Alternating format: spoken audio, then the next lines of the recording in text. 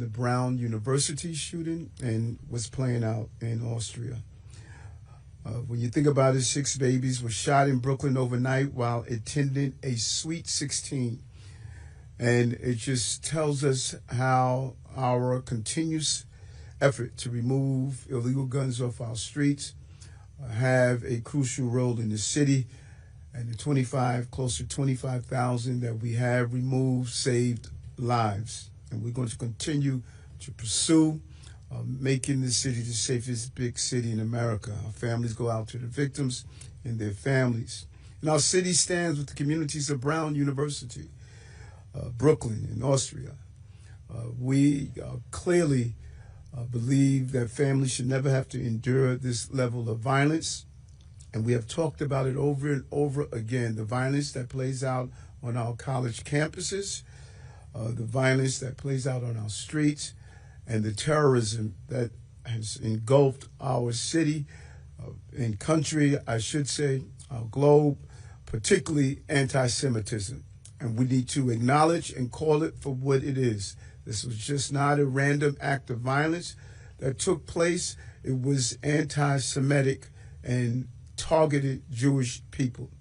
And today I'm here to provide an update on the security measures around synagogues and menorah lighters across the city, particularly in the wake of the anti-Semitic terror attack in Sydney that killed over a dozen people and injured approximately 40 more. We are surging counterterrorism officers and critical response commands, and the police commissioner will go in details on what we're doing. And we did this periodically after the attacks on October 7th.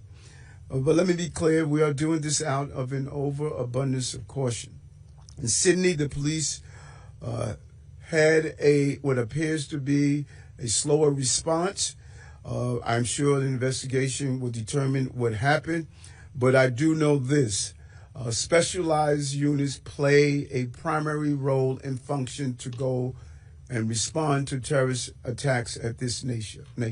It is ill-advised to talk about the dismantling of the SRG team, the same team that went into 345 Park Avenue when we had now a lone gunman that took the lives of innocent New Yorkers. It took the courage of a civilian to take down one of the shooters. The country was lucky that the civilian was there. Public safety can't be luck. Specialized units like SRG are trained for these encounters. And this illustrates the necessity of the strategic response groups who are ready to respond to terror attacks on a mass scale. But this attack did not come out of nowhere. It came out as the consequences of Islamic extremists.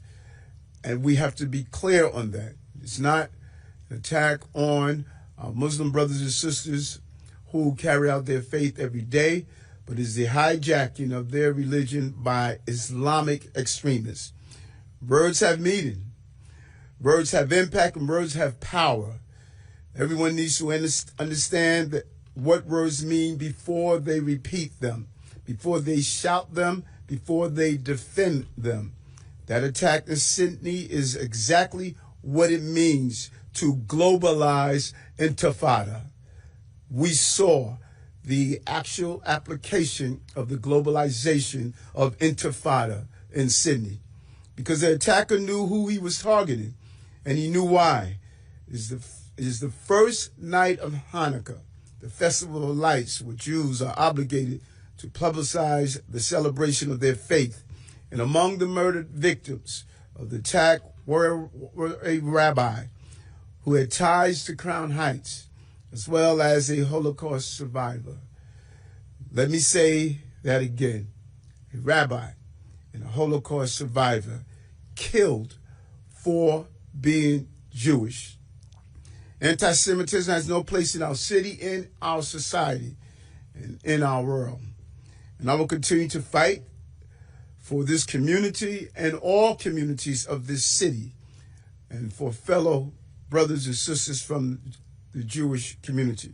For the past 4 years, this administration has stood by the Jewish community, not just as the mayor, but as an ally, as a father, and as a human being. As human beings, we cannot just turn down the temperature of hate. That is not enough. We must shut it off completely.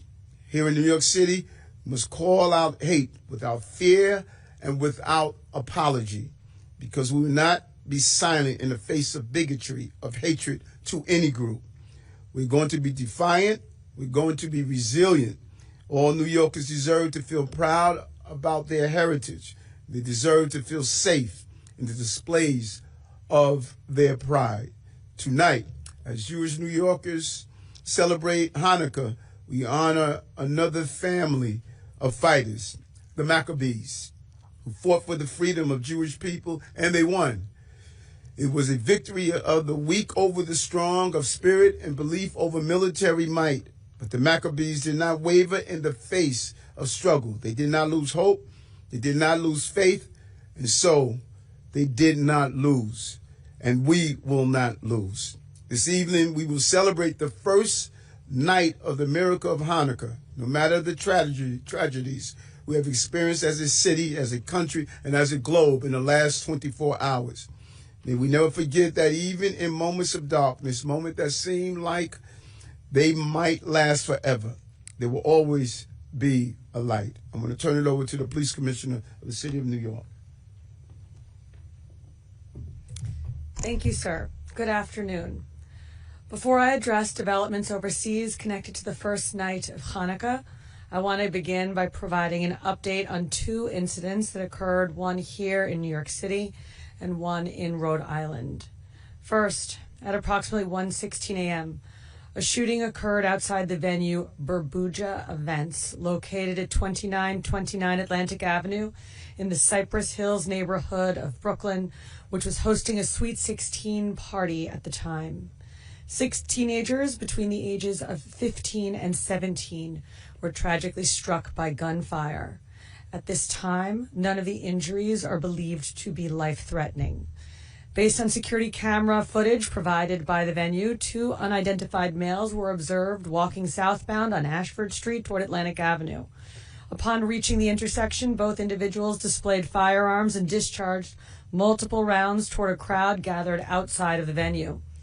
The suspects fired westbound on Atlantic Avenue before fleeing northbound on foot toward Ashford Avenue, 2 parts unknown. The exact motive is currently unknown, but appears to be gang-related. This remains an active and ongoing investigation. NYPD detectives are following all leads and will provide updates as more information becomes available. I also want to address the active shooter incident that occurred at Brown University in Providence, Rhode Island yesterday, where 2 people were tragically killed and 9 were injured. While that incident remains under investigation and there is no known nexus to New York City, we have deployed additional resources to college and university campuses throughout the city as a precaution. I now want to turn to events overseas that are informing our security posture here in New York today. Last night in Sydney, Australia, 2 gunmen carried out a terrorist attack targeting a Hanukkah celebration at Bondi Beach. Authorities have confirmed that over a dozen people were killed, with dozens more injured and hospitalized. I want to be clear, this was a deliberate act of violence against Jews celebrating their faith.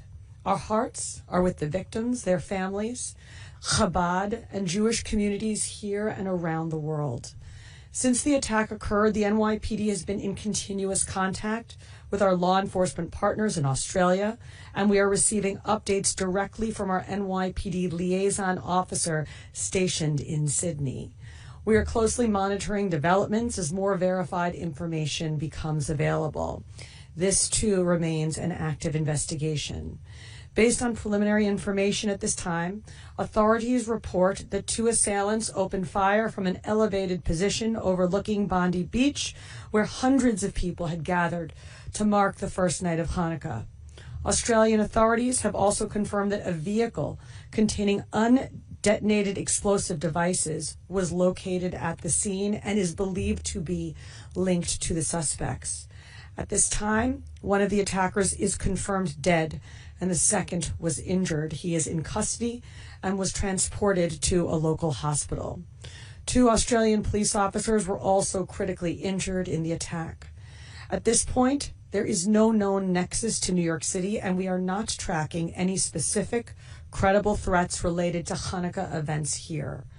Out of an abundance of caution, the NYPD has significantly increased security around Hanukkah-related events, menorah lightings, and Jewish houses of worship across all 5 boroughs. You will see an enhanced uniform presence, specialized patrols, heavy weapons teams, community affairs officers, counterterrorism resources, and bomb squad deployments where appropriate. As always, we will follow up on any tips, leads, and intelligence, and we are marshaling all available resources to ensure the safety of New Yorkers. I am going to be blunt. This is not an isolated incident. It is part of a wider assault on Jewish life, an environment in which hatred far exceeds rhetoric and erupts into horrifying acts of violence. Jewish communities are being forced to confront a threat that is persistent, adaptive, and is evidenced yet again today, global in scope. That's why the NYPD is acutely focused on prevention. We calibrate our presence to meet the threat, no matter where it lurks or whom it targets. Tonight marks the first night of Hanukkah here in New York City. There's a core idea in Jewish tradition that when you light the Hanukkah candles, you are engaging in Pirsume Nisa, publicizing the miracle of Hanukkah. That is why candles are lit publicly in windows, in front yards, in open and visible spaces. It's a declaration of faith, resilience, and continuity. That is what the Jewish community in New York City does every year, and this year will be no different. I want Jewish New Yorkers to know the NYPD will always be there to protect Jewish communities' right to worship freely, to gather openly, and to celebrate without fear. We ask New Yorkers to remain aware and alert. As always, if you see something suspicious, tell a uniformed police officer or call 911. Thank you very much. And I just want to correct myself. I was saying Austria, I meant Australia, Sydney, Australia.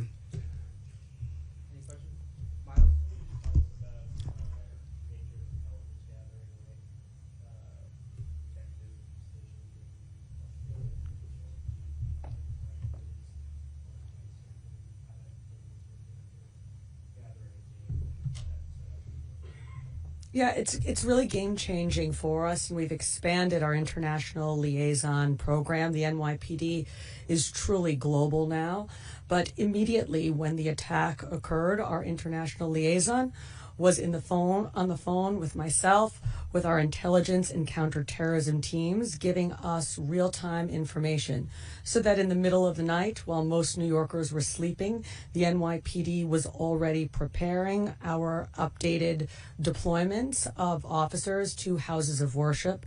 We got an early start on planning for the public menorah lightings. Later this evening, we had already planned a robust deployment for those events, and we ticked it up even further following the attacks in Australia. So I really cannot say enough about how useful that international liaison program has been and how useful it was today in terms of getting us here in New York real-time information from around the globe.